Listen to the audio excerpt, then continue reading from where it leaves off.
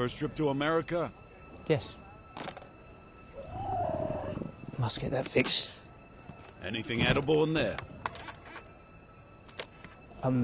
No.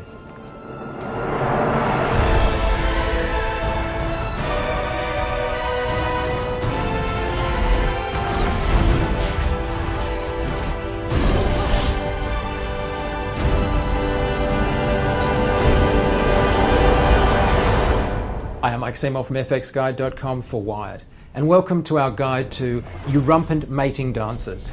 Newt, the British magizoologist, arrives in New York after being expelled from Hogwarts in J.K. Rowling's new world of fantastic beasts and where to find them. Yes. Where is this man?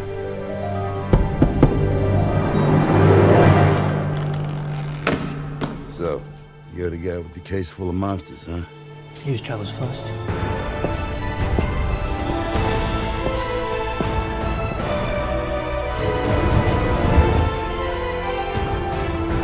It's on.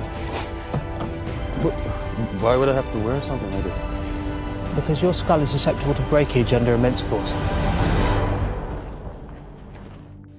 One of the many creatures that Newt must deal with is a kind of magical, horny rhino beast on heat known as a Erumpent.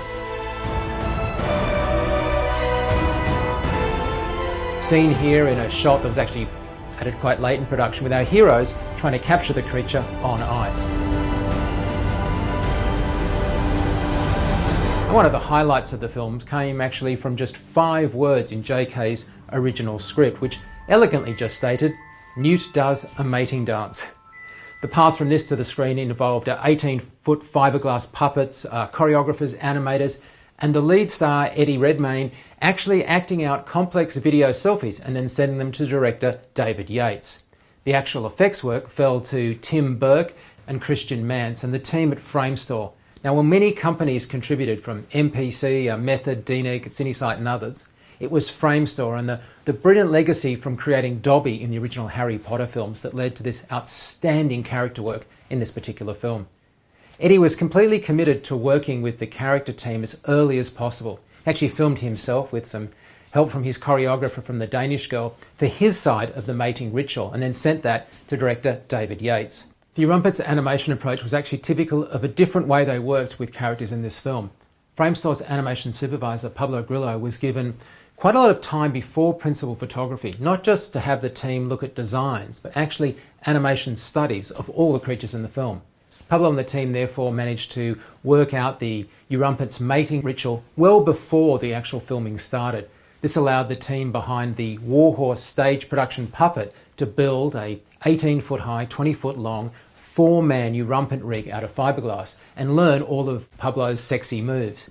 Eddie would then rehearse with this giant puppet and in fact worked out with it on set.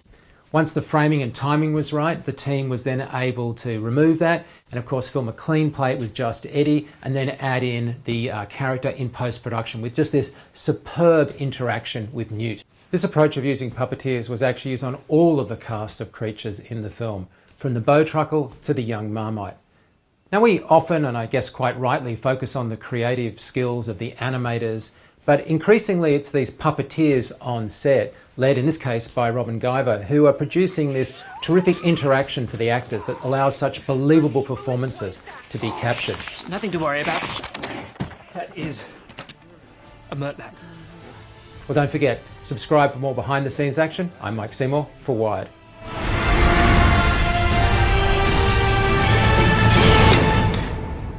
Was that everything that came out of the case?